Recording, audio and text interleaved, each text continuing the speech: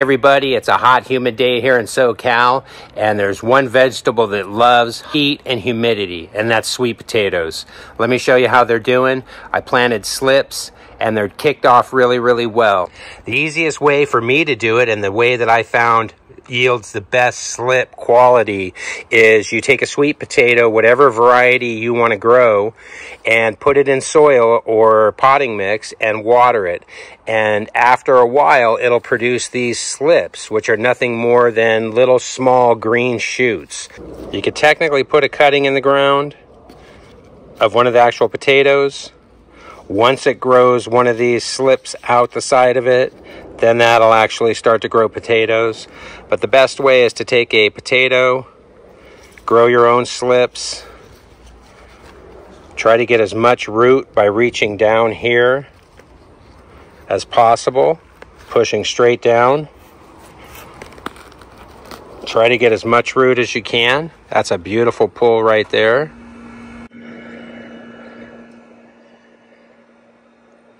And simply bury that in your soil. Water it in, keep it watered. In a couple of days, it might look a little unhappy, but then they will spring back beautiful, healthy, and happy, just like all these other slips have done. Don't worry if there's only a little bit of root in there. These things grow really, really well. See this whole container here that I planted with slips about a month ago. They're doing really well. I'm just going to take that slip and I'm going to stick it deep down in that ground, and that will grow, no problem.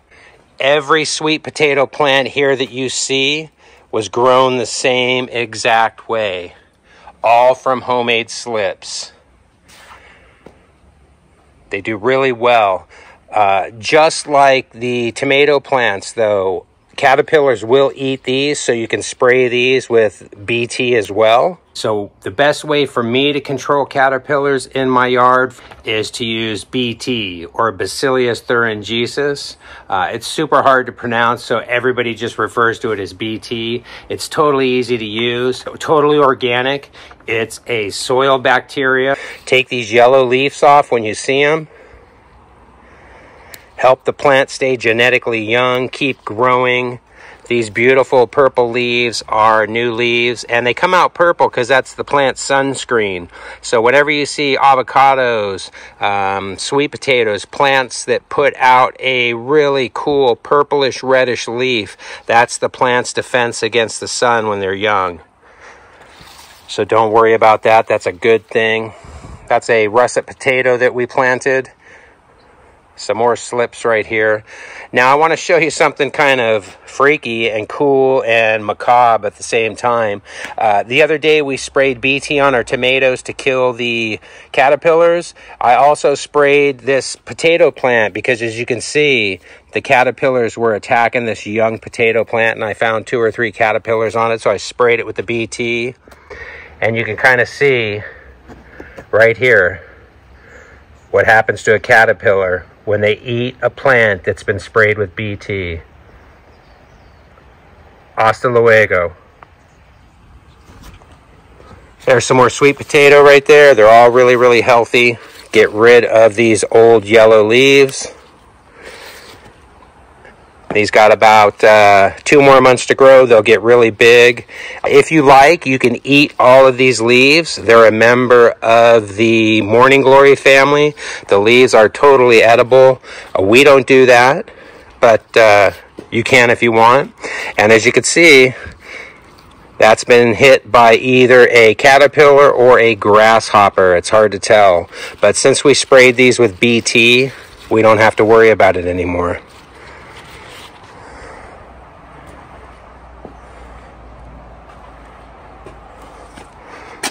More of those beautiful brand new purple leaves.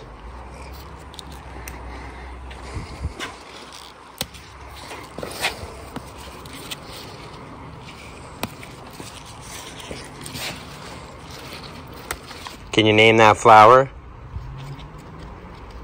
That's a sweet potato flower. Beautiful little flower. You want to pull those off so the plant can put all the energy into growing the edible portion, the root, as opposed to the energy required to do that flower.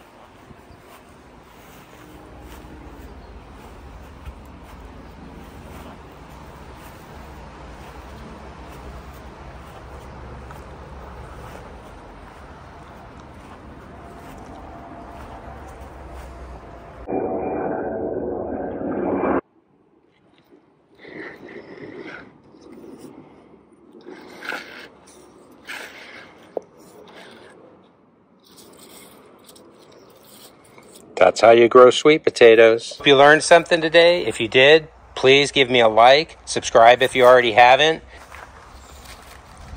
And I think it's almost time to start picking blackberries.